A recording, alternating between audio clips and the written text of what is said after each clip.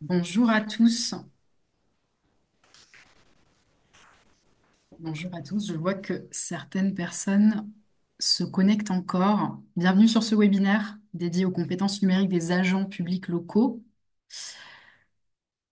Alors, je vois que d'autres personnes se connectent encore. Il est 14h36 et je vous propose qu'on démarre ce webinaire et puis je laisserai les participants nous rejoindre. Bienvenue à tous, on va être ensemble jusqu'à à peu près 15h30. Donc pour le confort du webinaire, si ce n'est pas déjà fait, voilà, je vous recommande de bien couper vos micros histoire qu'il n'y ait pas d'interférence, sachant qu'on prendra toujours le temps de répondre à vos questions, d'échanger avec vous sur plusieurs parties du webinaire. Donc d'ici là, n'hésitez pas à nous laisser vos commentaires, vos questions dans le chat. On y répondra avec plaisir. Alors, je vois que plusieurs personnes nous rejoignent encore. Je vous propose d'attendre encore un petit peu. Bonjour, bienvenue à tous.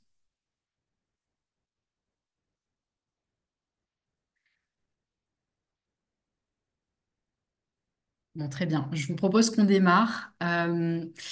Alors, bienvenue sur ce webinaire qui sera dédié donc à la question des compétences numériques des agents territoriaux. Certains d'entre vous, je pense, nous avez rejoints la semaine dernière. En tout cas, pour ceux qui nous découvrent, pour nous présenter rapidement, moi je suis Pauline Palu, donc je travaille chez Ocalia, qui est un bureau d'études qui accompagne justement les questions de transition numérique sur les territoires et au sein des collectivités. Je suis en présence aujourd'hui de plusieurs de mes partenaires que je vais présenter à l'instant. Ce webinaire, donc, c'est le deuxième volet d'un projet qu'on a mené conjointement dans le cadre du programme européen Erasmus+. Programme donc, qui était vraiment dédié à la question de comment on peut développer et repenser la manière d'acquérir les compétences numériques justement dans un contexte professionnel et notamment dans le contexte spécifique des collectivités locales. Pour ceux qui étaient avec nous la semaine dernière, donc on a découvert le travail qu'on avait pu mener avec le BEP Namur et la province de Namur, notamment sur l'objectif de bâtir un programme mutualisé de formation sur la base de ce projet entre les communes de la province. Et donc aujourd'hui, on vous emmène en Corse avec une approche un peu différente justement sur ce projet, une autre perspective. Donc, je suis toujours accompagnée de Simon Fusilier, donc, qui est chargé de formation chez Technobel, hein, avec qui on va revenir dans le courant du webinaire justement sur ces questions centrales de formation, d'acquisition de compétences. Et puis, je suis en présence du coup de l'équipe de l'agglomération de Bastia. Donc, Florence Guidini, qui va peut-être nous rejoindre, qui est donc directrice du développement économique et territoriale au sein de la CAB, donc qui est, voilà, avec qui on reviendra justement sur ce qui fait la spécificité de cette collectivité. Et puis, avec nous, Jean-Louis Chiorboli, donc conseiller numérique au sein de la CAB, qui accompagne quotidiennement justement les questions de médiation numérique du grand public, qui a été un petit peu le principal interlocuteur justement du déploiement de ce projet au sein des services, qui pourra nous apporter un retour d'expérience très concret sur la question. Et puis Céline Fèvre, qui est chargée de formation au sein de la CAB, merci d'être présente, qui abordera avec nous justement qu'est-ce qu'on peut retenir de ces résultats à l'issue de ce projet-là et comment la collectivité commence à bâtir des actions de formation, quelles sont les prochaines étapes sur la base de ce premier travail de définition des compétences. Alors, euh, je ne sais pas si Florence Guidini nous a rejoint, je ne crois pas. Pour l'instant, non. Bon, je vous propose quand même qu'on avance. Petit propos introductif. Je ne vais pas revenir sur le contexte. Je pense que si vous êtes ici, c'est que vous en êtes bien conscient. On voit bien de toute façon à l'échelle de nos vies personnelles à quel point les compétences numériques se sont beaucoup accélérées. On le voit aussi, nous, sur les 10 dernières années au sein des collectivités, et c'est valable autant en France qu'en Wallonie. L'ensemble des projets sur lesquels les collectivités locales sont attendues en matière de numérique, que ce soit justement sur certaines responsabilités de pouvoir public liées aux enjeux du numérique, sur l'accompagnement des publics, mais aussi des enjeux, des obligations réglementaires qu'elles doivent porter en propre au sein de leurs services. Donc avec aujourd'hui beaucoup d'enjeux qui se technicisent, qu'il faut pouvoir adresser. Et donc c'est vrai qu'en tout cas, côté français, on a beaucoup vu ces 5 dernières années la question de la médiation numérique s'institutionnaliser, hein. Aujourd'hui, les territoires sont en train vraiment de déployer justement le plan France Numérique Ensemble. C'est notamment le cas de la CAM, hein, d'ailleurs, je crois.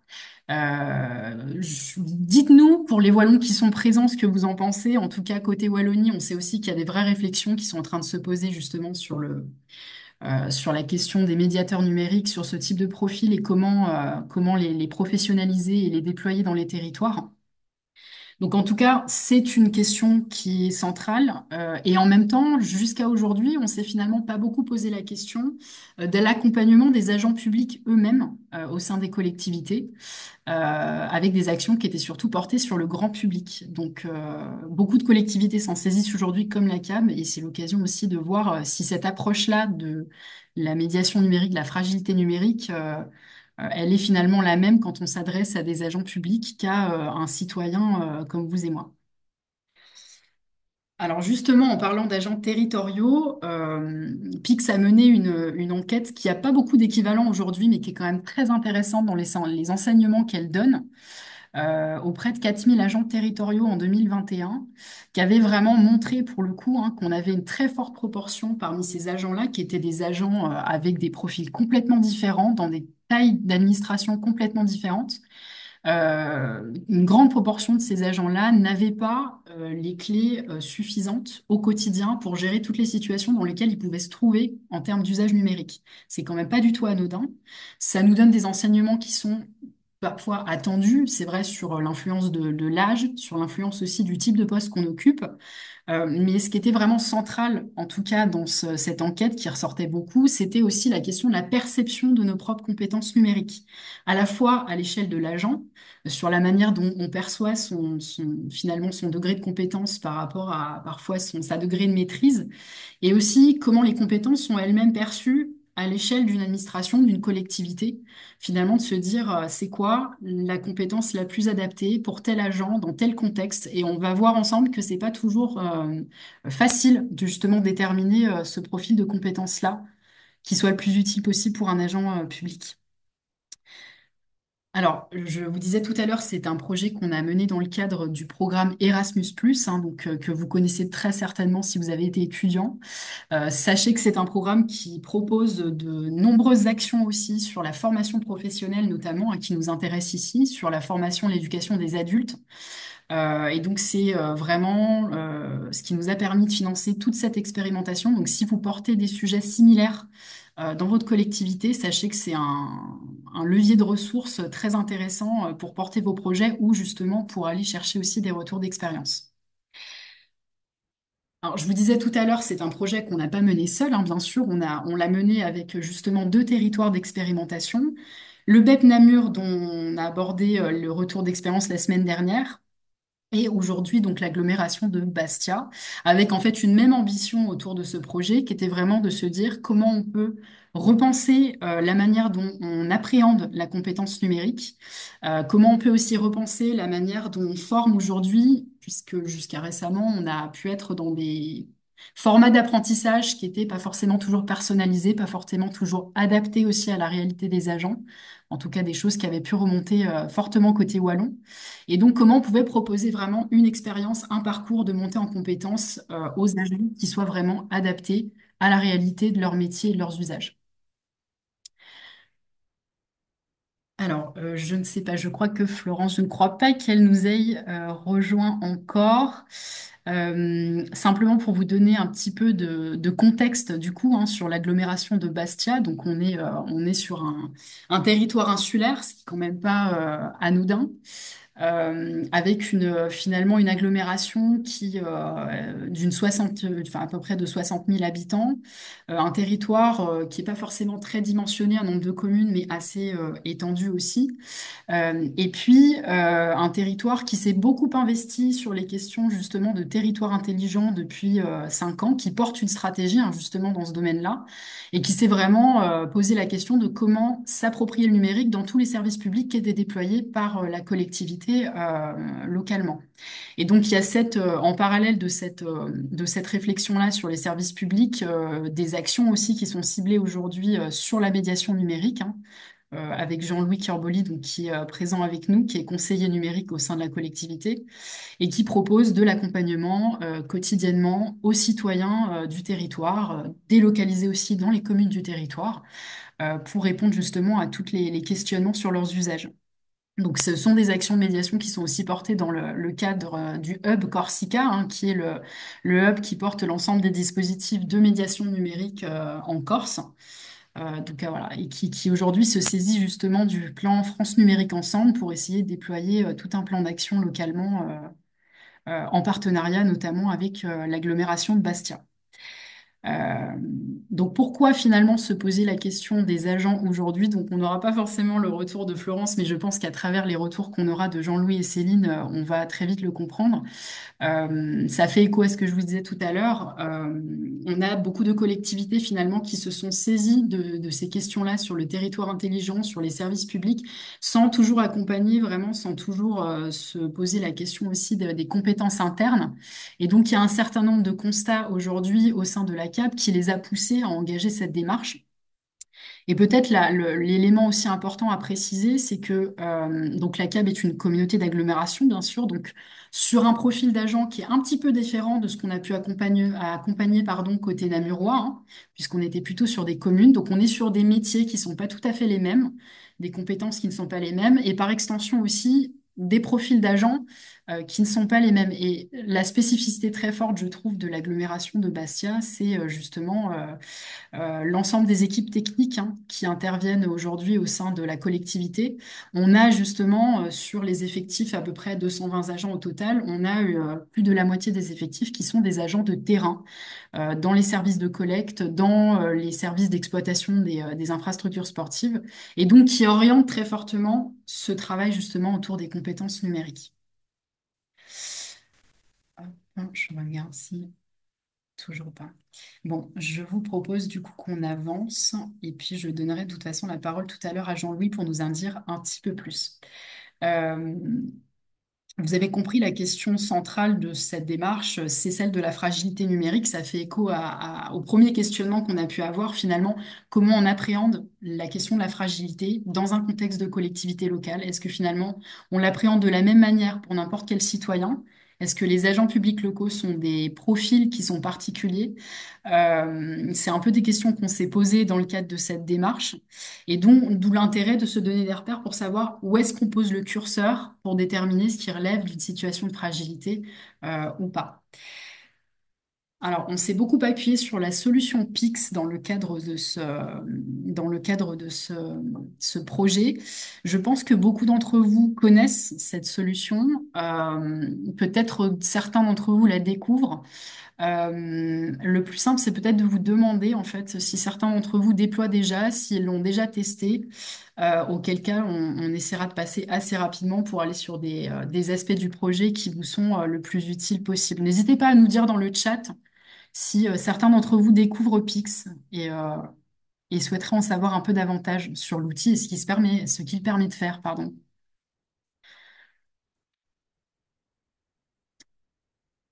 Visiblement, ça ne crée pas beaucoup de... Le chat reste muet pour le moment. Le chat reste muet. Ah, oui, si possible. Merci Florian. Est-ce que d'autres personnes, certains d'entre vous déploient déjà, connaissent Pix? Peut-être dans le cadre de la médiation numérique, peut-être dans le cadre aussi de parcours que vous auriez déployés auprès de vos équipes.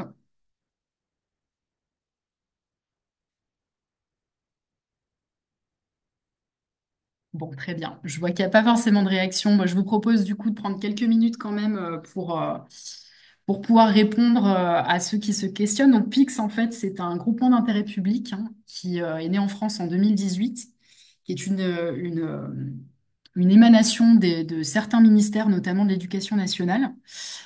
et aujourd'hui qui se traduit par une plateforme, concrètement une plateforme en ligne, qui permet à n'importe quel citoyen de pouvoir se situer justement de manière très précise sur son niveau de compétences numériques, de pouvoir aussi s'entraîner, développer ses connaissances, et pour ceux qui le souhaitent, à titre individuel ou dans le cadre de leur travail, d'aller faire certifier ses compétences par un centre qui est labellisé compétences PIX.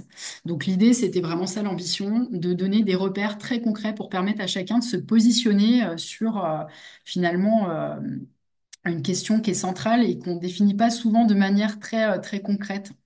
Alors, concrètement, Pix, à quoi ça ressemble? Moi, je trouve que ce qui fait vraiment la force de cet outil, c'est l'expérience qu'elle va proposer à l'utilisateur, hein, que vous soyez agent, citoyen, professionnel dans d'autres secteurs. Parce que déjà, c'est très concret. Le but, c'est que ce soit auto-formatif et que ce soit concret. Donc, vous allez être mis en situation réelle d'usage, que ce soit à travers des simulateurs embarqués qui ressemblent très forcément à des logiciels que vous pouvez utiliser tous les jours, ou à travers des questions où on ne vous demande pas forcément d'avoir la réponse de manière innée, mais aussi de faire le travail de recherche pour aller trouver la réponse. Donc, le but, c'est que vous appreniez le plus concrètement possible. C'est aussi très personnalisé puisque cet outil il est basé sur un algorithme qui est tout simplement adaptatif, donc qui va permettre par en fait ajustement à Pix de déterminer précisément jusqu'à quel niveau de compétence vous êtes capable d'aller sur l'ensemble des sujets pour vous donner une cartographie très précise d'où vous vous situez. Donc, ce qui signifie qu'un même agent qui réalise le même parcours avec son voisin n'aura peut-être pas du tout la même expérience de test. Vous vous rendez compte vraiment quand vous le faites à quel point c'est personnalisé. Et puis, le dernier aspect, c'est vraiment, comme je disais, auto-formatif par déjà l'aspect concret et aussi par toutes les ressources d'auto-formation que ça va pousser, puisque Pix va aller vous proposer, en fonction de vos résultats, des ressources de formation en ligne hein, qui sont complètement accessibles à n'importe qui vous permettent d'aller approfondir justement les compétences que vous avez besoin de travailler. Alors, de quoi on parle quand on parle de compétences numériques? On fait très clairement référence à un référentiel qui est le même que celui du DIGCOMP, hein, le référentiel européen des compétences numériques, qui balaye finalement de grandes compétences transversales au sein desquelles vous allez pouvoir aller regarder de manière très détaillée finalement les usages, les savoir-faire et les acquis que vous souhaitez tester. Donc, lorsque vous déployez ça dans une collectivité ou une organisation, ça vous permet très concrètement d'aller bâtir des parcours sur mesure en fonction de ce sur quoi vous souhaitez mettre le curseur sur un référentiel de plus de 180 sujets. Et donc, c'est complètement le travail qu'a déployé Pix, justement, à travers son offre Pix Territoire, d'aller décliner sur la base de ce référentiel une offre qui soit réellement adaptée à la réalité des compétences numériques qui sont attendues des agents dans la fonction publique locale. Donc, autant avec des focus sur des réalités métiers qu'on peut rencontrer, quel que soit son profil, hein, autant sur des questions plutôt de culture numérique, de sensibilisation des équipes, et puis surtout sur des parcours qu'on appelle transverses, qui sont des parcours vraiment qui ont vocation à évaluer un socle de compétences fondamentales. Donc c'est autant le premier cas, c'est clairement l'esprit de ce qu'on a pu faire avec le BEP Namur, avec l'idée de vraiment proposer des parcours très poussés qui permettent d'être adaptés à la réalité des métiers communaux. Autant côté CAB, on s'est plutôt intéressé justement à cette fonction de socle transverse. Et finalement, qu'est-ce qu'on définit comme étant le socle de compétences le plus incontournable pour un agent, quel que soit son usage, quel que soit son profil dans une collectivité?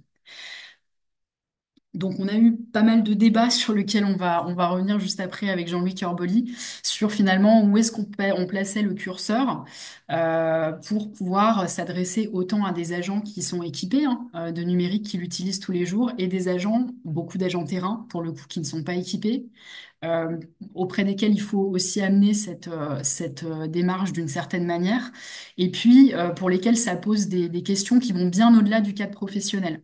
Donc on a fait le choix de déployer ce parcours détection, qui est le parcours le plus basique, si je puis dire, de l'offre Pix. Et vous voyez dans le détail, hein, qui sont vraiment des sujets, des savoir-faire que vous allez mobiliser complètement dans un cadre professionnel ou personnel. Donc on touche vraiment à la capacité à évaluer sur une interface numérique, à manipuler des fichiers sur un serveur ou sur un ordinateur, à savoir reconnaître aussi des situations critiques liées à la sécurité par SMS ou par mail, sur un niveau vraiment basique et des situations incontournables. Alors, c'est pas un choix anodin, hein, surtout quand on s'adresse aussi à des agents administratifs, entre guillemets, qui sont équipés, qui pratiquent du numérique tous les jours. Mais peut-être le plus simple, c'est de donner la parole du coup à Jean-Louis Curboli, hein, qui a déployé ce parcours auprès des équipes.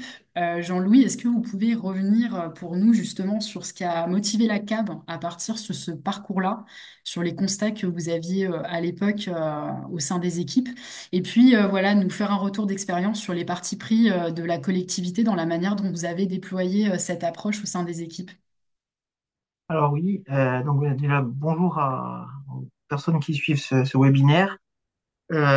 Alors, ce qui nous a amené à faire cette démarche-là, c'est que on s'est dit à un moment donné, on a besoin de connaître en fait le niveau de nos agents. Donc il y a des agents à la fois de terrain, des agents administratifs, et on savait pas trop quel était leur niveau numérique. Donc cet outil nous a tout simplement servi pour cartographier, pour savoir un petit peu, arriver à identifier aussi les agents pardon, en fracture numérique.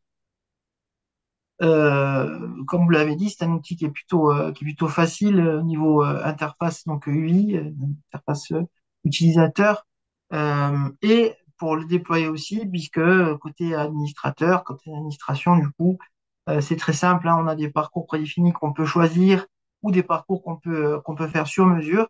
Et ensuite, on a des sessions avec un code les agents vont être ramenés en fait à saisir ce code pour rejoindre la session. Alors nous, on a choisi le parcours de base. Pourquoi? Parce que c'est un parcours qui dure environ 15 minutes pour un agent, on va dire, qui a déjà l'habitude de saisir un petit peu euh, au clavier, mais on pouvait pas aller au-delà. Sachant que ce parcours-là de 15 minutes, il dure jamais 15 minutes. Il va durer 15 minutes pour des agents qui ont l'habitude voilà, de saisir au clavier, d'utiliser l'ordinateur quotidiennement. Mais il va peut-être aussi durer une demi-heure, voire un peu plus pour des agents qui n'ont pas l'habitude de l'outil de l'ordinateur. Il faut savoir que nous avons fait passer les tests uniquement sur ordinateur. Et aujourd'hui, on sait que on utilise beaucoup le téléphone, le mobile, on utilise beaucoup les tablettes, et on n'a pas pu faire passer en fait ce test-là sur ces périphériques, car c'est un test vraiment qui est pensé pour l'ordinateur et pour aussi utiliser l'outil tout simplement qui est l'ordinateur tous les jours. Donc du coup, c'est un parcours qui s'est déroulé. Donc, pour la plupart des cas, c'était 15-20 minutes, hein, mais voilà, ça a pu déborder aussi pour certains agents. Donc, on s'est dirigé sur ce parcours justement pour pas laisser les agents en fracture de côté, qu'ils puissent participer aussi, pour permettre au plus grand nombre de participer tout simplement. Et puis aussi, c'est toujours plus facile de convaincre la hiérarchie aussi en disant, voilà, on va mobiliser uniquement 15 minutes, 20 minutes un agent, puisque c'était sur le temps de travail, bien évidemment, des agents, plutôt que de dire, voilà, on va partir sur un parcours qui va durer 45 minutes, voire plus, puisque, comme je vous l'ai dit, ça peut arriver que ça déborde. Donc voilà. Je sais pas si je réponds à la question.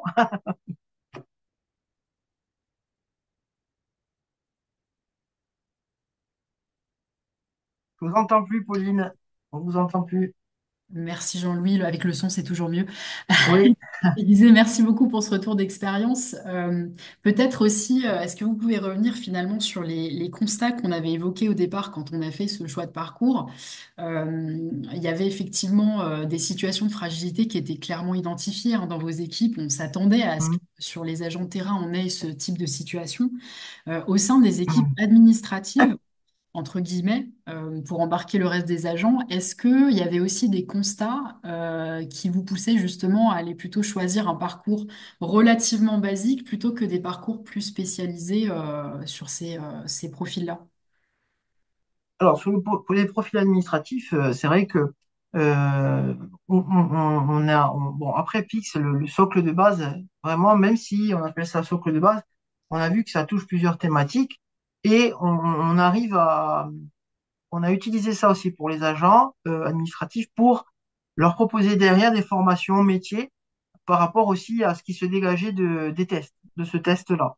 Donc en fait, ça a vraiment une double fonction, c'est-à-dire voilà à la fois déceler les agents vraiment en fracture numérique, et puis pour ceux qui étaient à l'aise mais qui n'avaient pas encore un score pardon de 100% partout, ben, de leur proposer derrière, en tout cas, des plans de formation adaptés euh, à leurs compétences métiers, aux tâches qu'ils font tous les jours, tout simplement. Donc vraiment, euh, voilà, pourquoi on a choisi ce parcours-là, même pour ces agents-là? Ben, pour ces raisons, parce que on a pu identifier aussi des petits besoins rien qu'avec ce parcours. Donc déjà pas très long au niveau de donc la durée de 15 minutes pour ces agents-là, donc c'était plutôt le cas, hein, puisqu'ils étaient plutôt à l'aise. Mais par contre, on a réussi quand même à soulever aussi petits points donc à travailler. Donc voilà, c'est vraiment ce parcours a été vraiment bien adapté pour diagnostiquer euh, en fait les niveaux, hein, donc fracture et proposition après de parcours adapté, on va dire. Hmm. D'accord, merci beaucoup. Est-ce que vous pouvez aussi revenir rapidement avec nous sur, finalement, vu tout ce qui se posait comme question, vu le type d'agent qu'il y avait en face, quels ont été les partis pris justement de la collectivité quand vous avez déployé ce parcours, au-delà des agents terrain, dans la manière dont vous avez communiqué, le type de questionnement auquel vous avez pu faire face dans les équipes, comment vous avez communiqué et accompagné ça au sein des services? Alors, il faut savoir qu'on a organisé ces sessions de tests de deux manières. Donc en présentiel pour les agents de terrain et les agents qui étaient déjà pré-identifiés comme étant ayant enfin plutôt en fracture numérique, on va dire, mais sans certitude, puisqu'on a eu des surprises aussi à ce niveau-là, on en parlera plus tard. Donc en présentiel, je les ai accompagnés. Donc en fait, en gros, voilà, j'arrivais avec les ordinateurs, ils passaient le test, et puis voilà, s'il y avait des points de blocage ou des questions, en tout cas des consignes qui n'étaient pas assez claires, j'étais là aussi pour les accompagner et pour les guider pour qu'ils puissent répondre avec le plus de confort possible. Donc, et ensuite, il y avait un mode distanciel pour les agents administratifs qui étaient voilà, censés pouvoir y arriver, on va dire, en autonomie. Donc, du coup, déjà, c'est les deux modes qui ont été mis en place, c'était ça. Donc, comme on le voit sur le slide, pardon, ça a été fait en 3 temps. Euh, voilà, donc après, il a fallu prendre en compte aussi les périodes de vacances scolaires. Donc, et composé avec tout ça, on s'est aperçu que ben, finalement, les agents administratifs n'ont pas pu tous répondre parce que ça tombait aussi pendant les vacances scolaires, pendant les périodes de vacances scolaires. Du coup, c'est un peu compliqué d'avoir un maximum de résultats et de feedback par rapport à ça.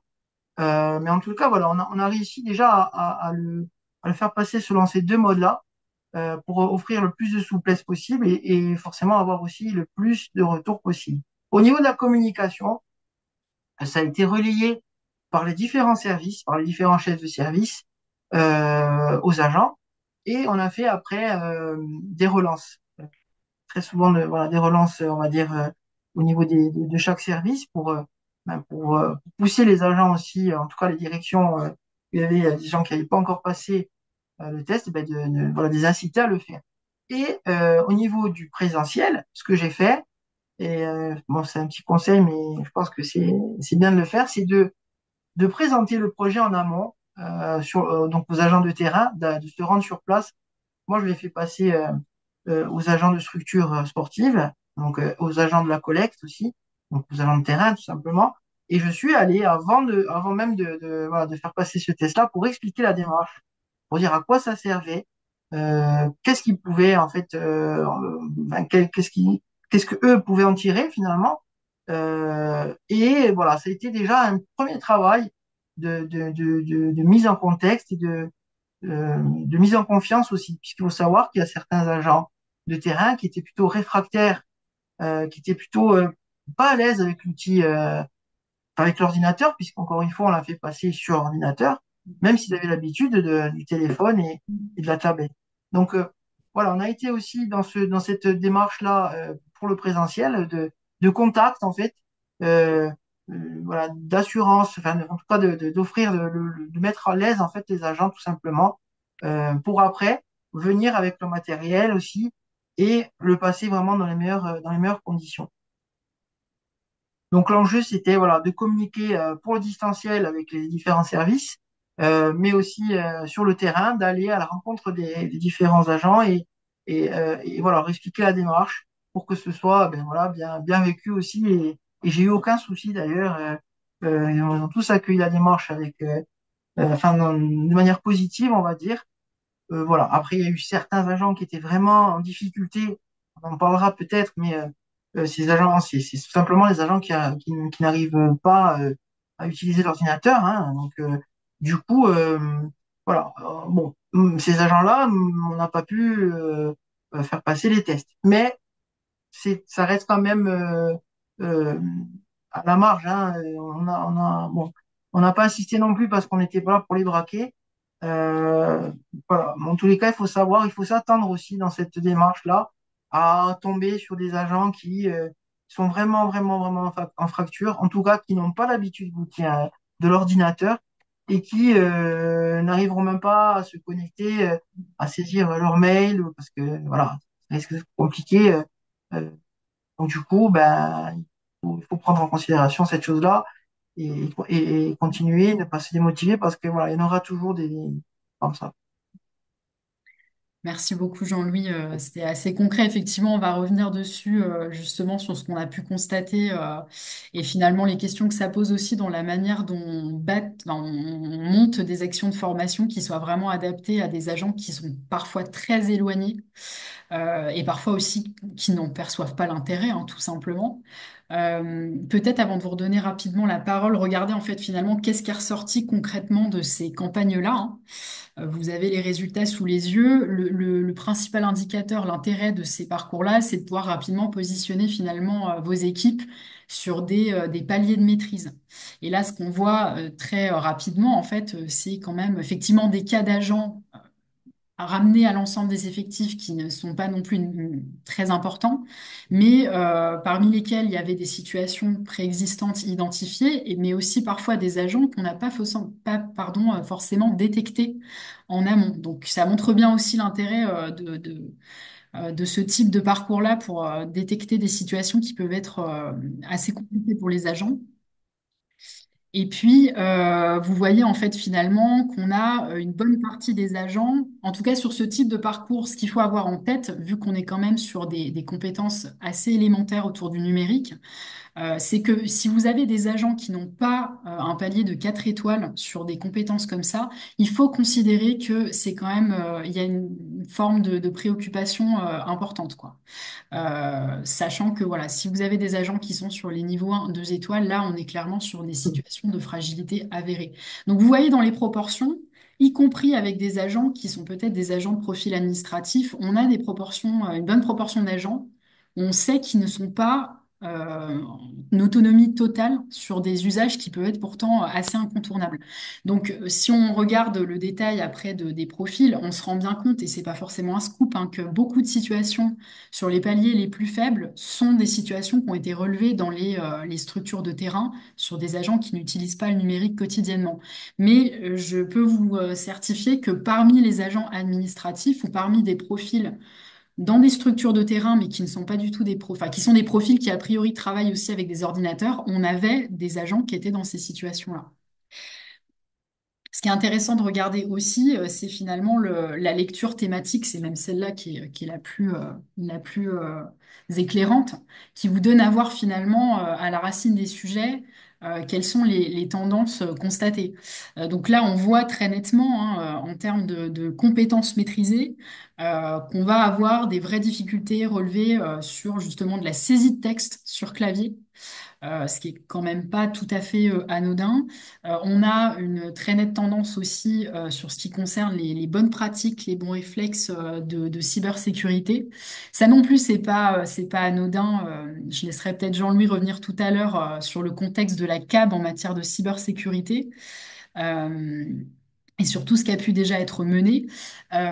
Sachez aussi que voilà, la saisie de texte, je pense que ça peut s'expliquer par rapport à ce que vous disiez, Jean-Louis, justement sur beaucoup d'agents qui sont habitués à maîtriser des formats mobiles, des formats tablettes, et qui sont beaucoup moins à l'aise sur des caractères plus ou moins avancés sur clavier. Par exemple, ça peut expliquer, mais voilà, dans des proportions qui sont quand même pas anodines.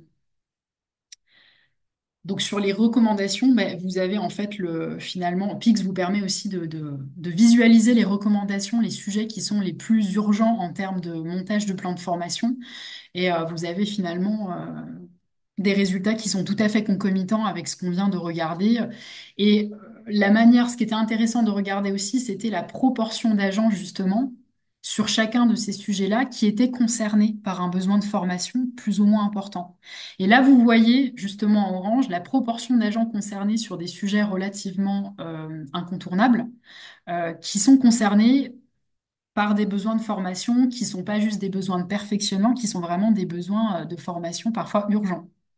Donc voilà, même à l'échelle d'une administration où on peut se dire assez naturellement que ce genre de parcours est trop basique ou est trop évident, là ça vient aussi nous donner quand même quelques enseignements assez éclairants sur le fait que c'est pas toujours le cas.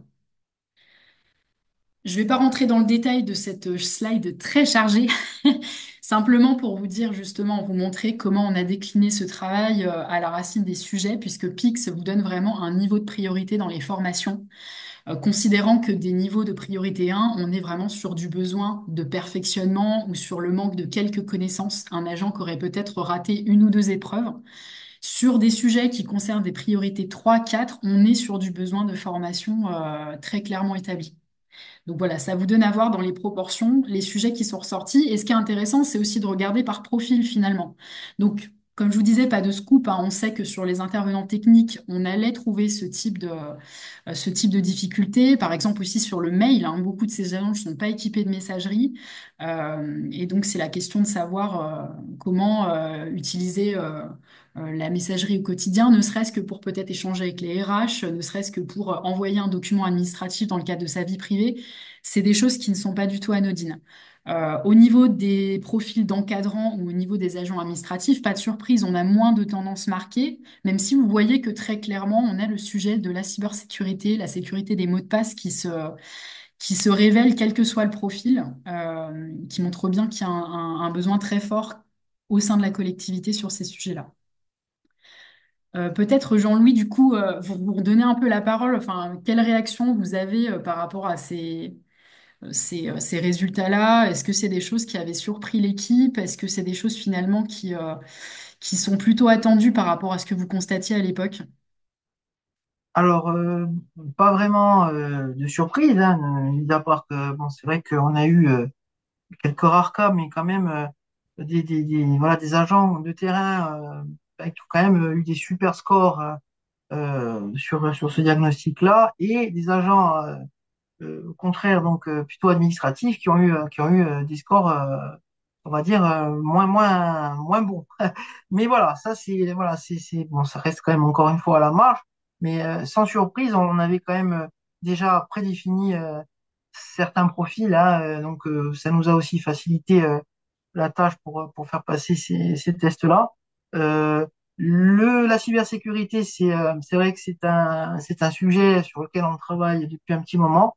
Effectivement, on avait fait avec donc la direction des services informatiques euh, des campagnes de sensibilisation avec l'outil qui s'appelle avantdecliquer.com et qui a permis justement de voir que ben, malgré la sensibilisation que l'on fait, eh ben, on a quand même des taux de clics encore importants donc, sur ces faux mails, en fait, hein, ce faux phishing.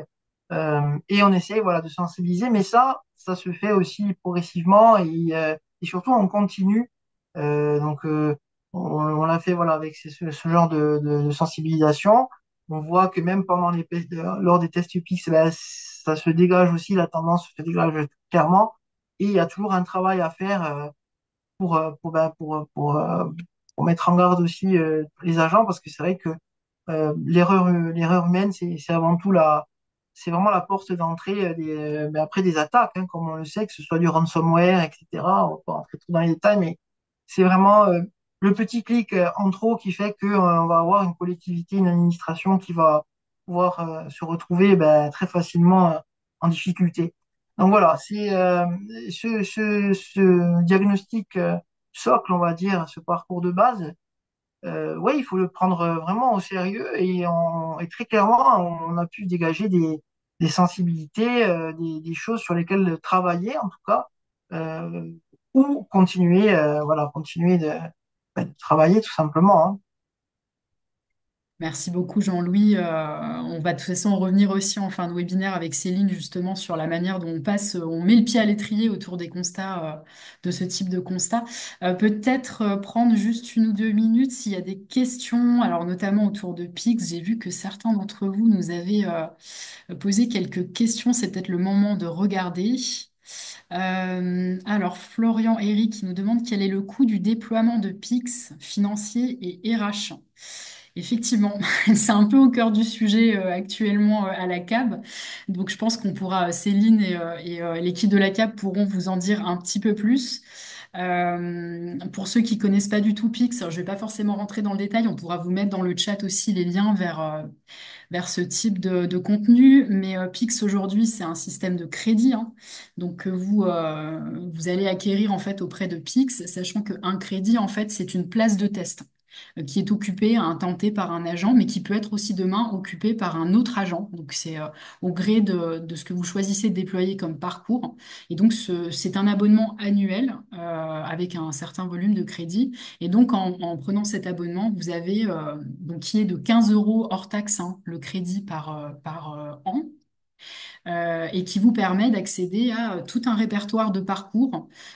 Pix vraiment a un répertoire aujourd'hui qui commence à être très développé. Vous avez Pix Territoire, dont je vous ai parlé tout à l'heure, mais vous avez aussi tout un tas de parcours qui sont sortis sur la donnée publique, qui sont allez regarder parce qu'ils sont vraiment très poussés. Et puis vous pouvez aussi bâtir du parcours sur mesure. Donc voilà, en termes de coûts. Et je laisserai peut-être à la fin Céline évoquer un petit peu les réflexions qu'il y a aussi sur la question justement RH et les moyens humains en fait finalement à mettre en place autour d'une démarche comme ça. Est-ce qu'il y a d'autres questions éventuelles à ce stade, plutôt sur Pix ou sur le choix de parcours qui vous viennent?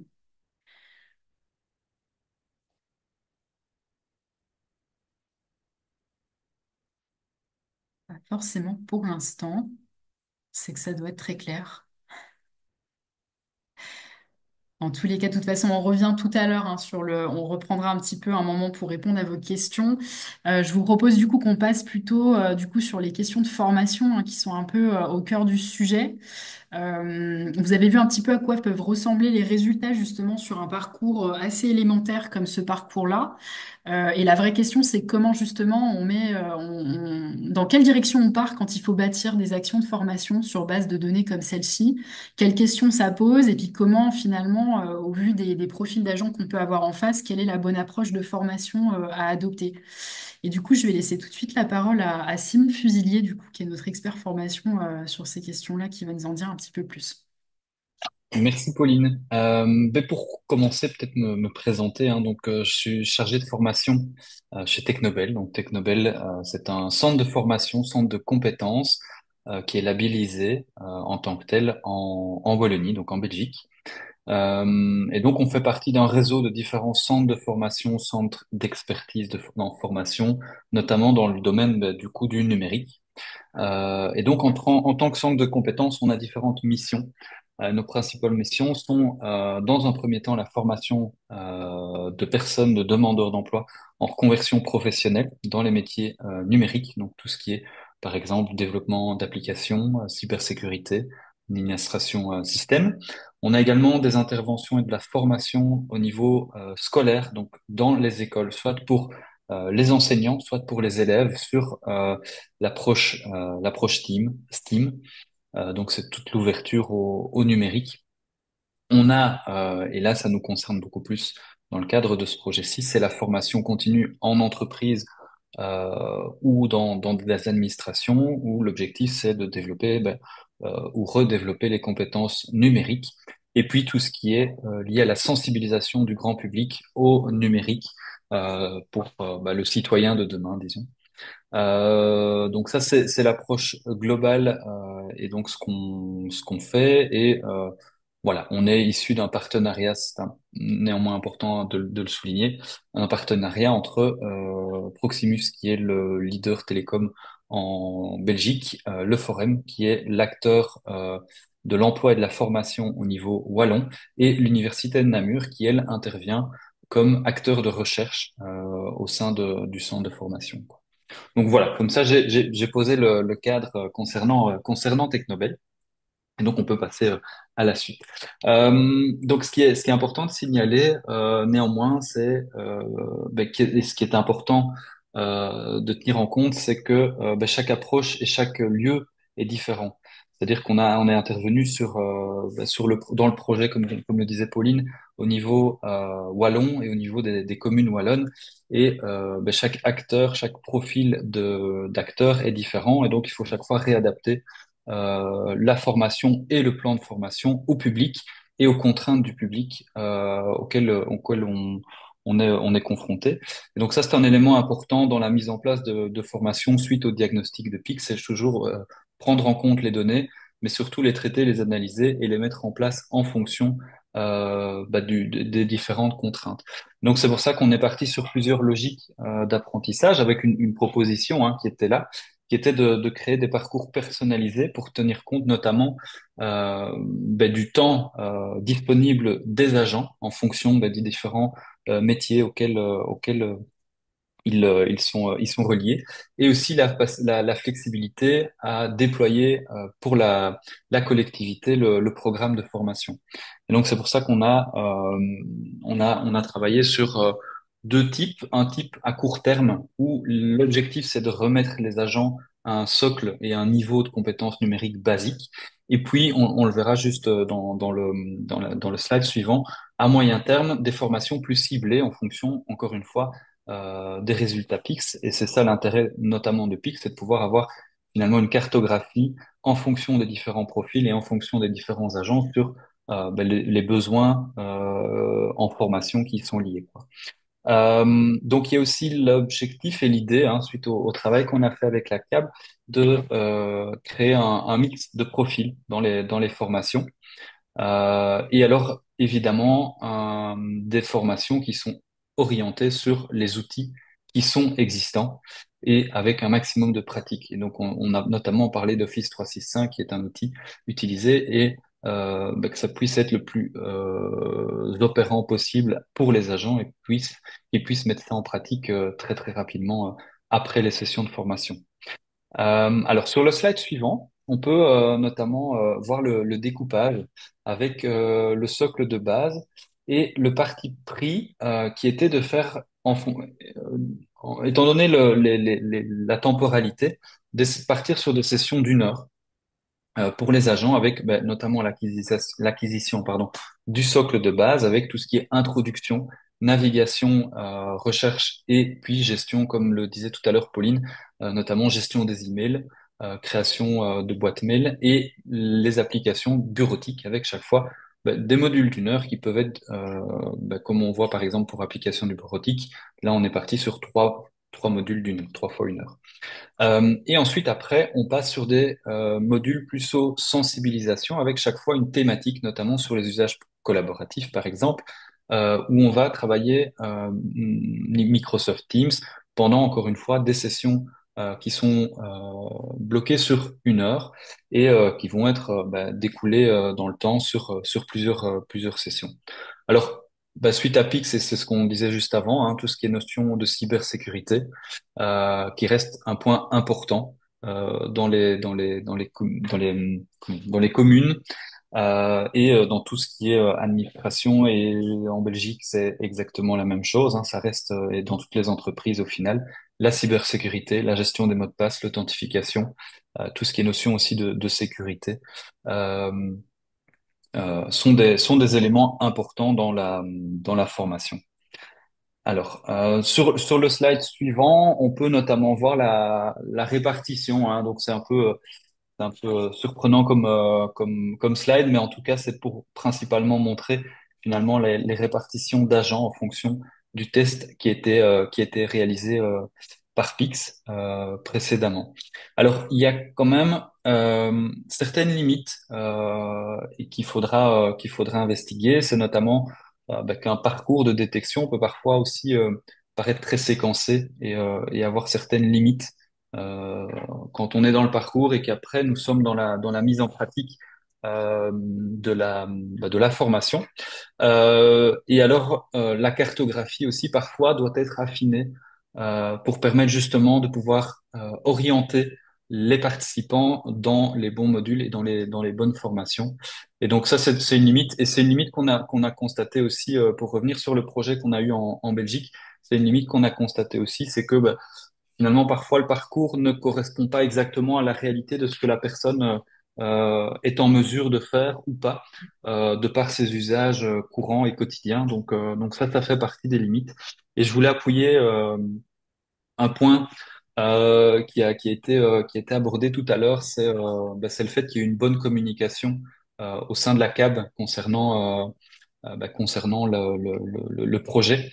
Et ça, c'est vraiment un point très, très important et qui était très bien amené dans ce cadre-ci, parce que on constate que lorsque le projet n'est pas forcément soutenu par la hiérarchie ou les managers ou les N+1, ou bien que la communication n'est pas totalement claire et transparente auprès des agents, eh bien, ils peuvent et ils se posent la question de quel est l'objectif de ce test de positionnement? Est-ce que je suis évalué sur ce test?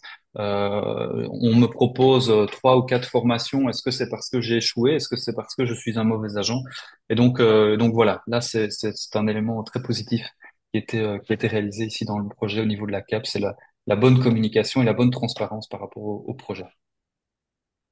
Merci beaucoup Simon pour ces précisions. C'est vrai que pour rebondir sur ce que tu disais, il y a quand même un parti pris très fort hein, derrière le parcours détection, c'est que naturellement, vous allez avoir peu de profondeur d'analyse, entre guillemets, pour pouvoir déterminer précisément le profil de compétence d'un agent.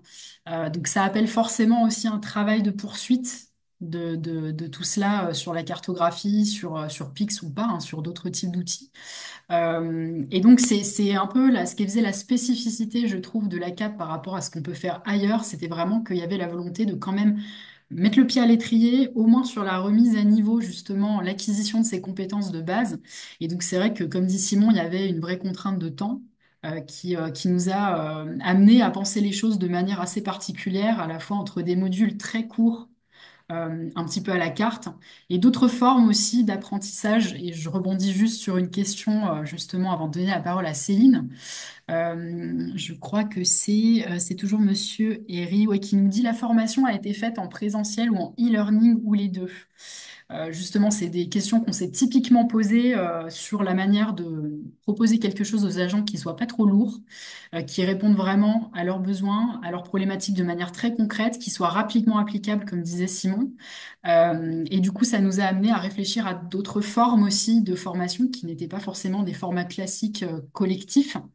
Et du coup, je vais laisser tout de suite la parole à Céline Fèvre pour nous dire un petit peu quelles ont été les réflexions justement sur le plan de formation, sur ces formats de formation et puis toutes les questions que ça pose aujourd'hui au sein de la CAP pour poursuivre cette réflexion finalement. Oui, alors bonjour à tous. Donc moi je travaille au sein de la formation. Donc en effet, ça soulève plein de questions. Nous, on travaille sur 4 axes en fait, hein, qu'on a déjà vu avec mes collègues et avec vous-même. Donc il y a effectivement l'électronisme, qui est un sujet aussi sensible qu'on peut rapprocher avec l'illettrisme. Hein, donc il faut aussi faire attention. Il faut surtout pas forcer des personnes qui sont en électronisme à se former, parce que ce serait aussi dangereux, surtout s'ils sont sur des postes où on n'a pas besoin. On ne peut pas les obliger à se former aux outils si en plus ils n'en ont pas besoin dans leur quotidien. Donc l'idée sur cette population-là, c'est plutôt de partir sur du volontariat, de l'accompagnement, voilà, monter en puissance j'ai envie de dire tranquillement. Après, il y a le second axe, effectivement, qui est la cybersécurité. Là, ça concerne tous les agents, hein, pour la protection de la collectivité.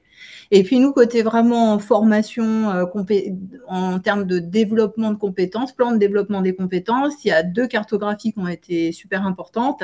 C'est PIX. PIX, ce qui est bien, c'est que c'est objectif, c'est concret. C'est pas oh, j'ai l'impression de bien maîtriser ou oh, j'ai l'impression que mon agent maîtrise bien. On sait où on en est. C'est personnalisé et c'est après de donner, d'avoir la cartographie de l'autre côté de quoi on a besoin sur le poste et quel est le gap en fait. Donc les plans de formation seront définis pour ces personnes qui sont en dessous de l'attendu. Là, c'est une priorité pour nous de les emmener au niveau attendu en termes de compétences. Et puis le quatrième axe, c'est le plus sympa, c'est les personnes qui ont un très bon niveau, qui sont à l'aise et qui ont envie encore de développer leur technicité et leur expertise en fait. Donc aujourd'hui, on est encore en réflexion, donc on part sur ces axes-là. Il y a aussi en effet un sujet de budget qui n'est pas tranché, qui est en cours et qui va effectivement déterminer. On a plusieurs hypothèses, on a plusieurs plans. Et forcément, ça donnera aussi, ça nous donnera les possibilités. On choisira les options en fonction du budget qui sera alloué et de la priorité qu'on mettra sur ces sujets-là. Mais ce sont des sujets évidemment centraux et aujourd'hui on ne peut pas passer à côté en termes de formation, en termes d'accompagnement pour le confort de nos agents, quoi. Voilà ce que je voulais un petit peu vous dire aujourd'hui. On t'entend pas, Je Pauline. recommence, je refais des miennes, excusez-moi. Je disais beaucoup, mais merci beaucoup, Céline. Pas de rien. Il y a aussi un sujet par rapport à ce que vous nous dites autour de Pix lui-même. Finalement, vous êtes en réflexion aujourd'hui, alors pas tout à fait Oui. abouti, mais sur finalement ce que vous pouvez continuer comme réflexion autour de Pix, et peut-être pas toujours en tant qu'outil d'évaluation en tant que tel. Et de Euh, formation aussi, bien sûr. c'est quoi finalement aujourd'hui les réflexions que vous faites autour de cet outil-là?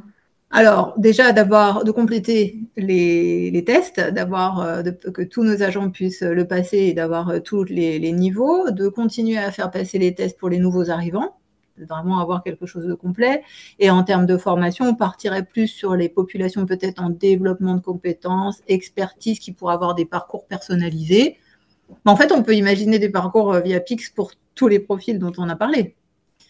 Mais aujourd'hui, je ne peux pas vous dire qu'on a appris une option ou une autre. Je ne peux pas vous dire parce qu'on est en train de réfléchir et de voir ce qu'on peut faire. Mais Pix est un outil, effectivement, très intéressant pour nous. Merci beaucoup. Effectivement, Mais je vous en prie. c'est vraiment bien de voir comment on passe, vraiment quelles questions on se pose, parce que le parti pris de ce webinaire, c'était aussi de vous montrer un petit peu de A à Z comment ça se passe quand on déploie un parcours détection. C'est souvent les parcours, le choix on va dire, de prédilection dans la plupart des collectivités qui démarrent en fait autour de cet outil, qui n'ont pas toujours le recul. Sur ces questions-là. Et la question qu'on voit partout, c'est comment finalement je passe des résultats à des actions de formation. C'est Ouais, vraiment la problématique qui est dans beaucoup de collectivités aujourd'hui autour de PIX. Donc voilà, ça vous donne aussi un retour sur ce qu'on peut faire, y on peut faire. compris sur des parcours très élémentaires finalement. Ouais. Hum, Oui, on se pose aussi enfin, je pense qu'on va mettre en place une communauté de formateurs internes aussi, avec les experts qui ont été détectés et que l'on connaît, qui pourraient aussi accompagner leurs collègues en interne. C'est aussi une des pistes qu'on aimerait privilégier. C'est ça, plutôt à moyen terme, du coup. Ouais. D'accord. Eh bien, très bien. Merci beaucoup, en tout cas, Céline, pour ce retour très concret. Et puis, je profite juste de la dernière, enfin, des dernières minutes avant la fin de ce webinaire pour vous donner quelques actualités pour ceux qui utilisent potentiellement déjà du Pix, s'ils connaissent cette offre ou pas, hein. Sachez que Pix est en train aussi pas seulement de développer des parcours d'évaluation dont je vous parlais tout à l'heure, mais aussi une approche plutôt de formation en tant que telle, avec des parcours qui vont être vraiment dédiés à la formation, à l'entraînement, qui sont en réflexion aujourd'hui, qui devraient sortir progressivement sur 2025 et couvrir à terme l'ensemble du référentiel. Donc on va aussi vers quelque chose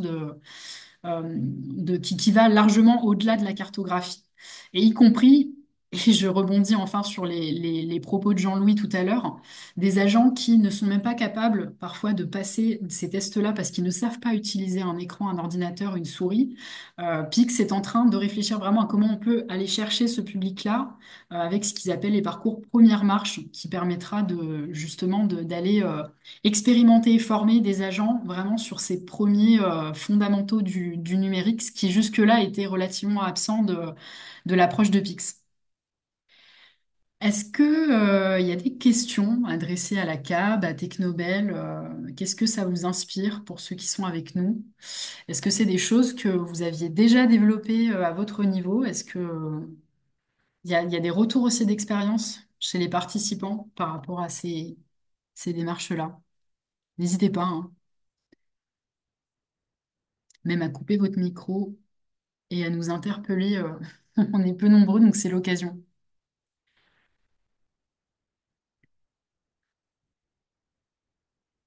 Oui, effectivement, Chantal, l'outil a très fort potentiel. Si c'est un outil que vous découvrez, je vous invite vraiment à aller le tester, hein. Il existe des possibilités d'expérimenter un parcours gratuitement pour vous donner à voir vraiment l'expérience très personnalisée que ça offre. Donc, je vous invite à aller vous renseigner.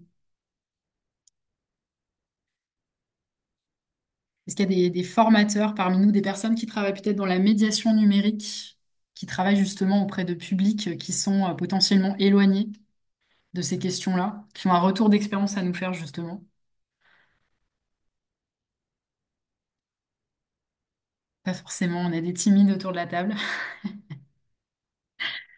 N'hésitez pas, en tout cas, on va rester un petit peu connectés et puis de toute façon à nous transmettre vos questionnements aussi via Eventbrite. Donc si jamais il y a des questionnements que ça soulève a posteriori, n'hésitez pas à nous les faire passer et puis on vous fournira une réponse la plus précise possible. Bon, je vois que le temps arrive à la fin de ce webinaire. En tout cas, merci à tous d'être présents. Sachez que vous retrouvez de toute façon le replay du webinaire très prochainement.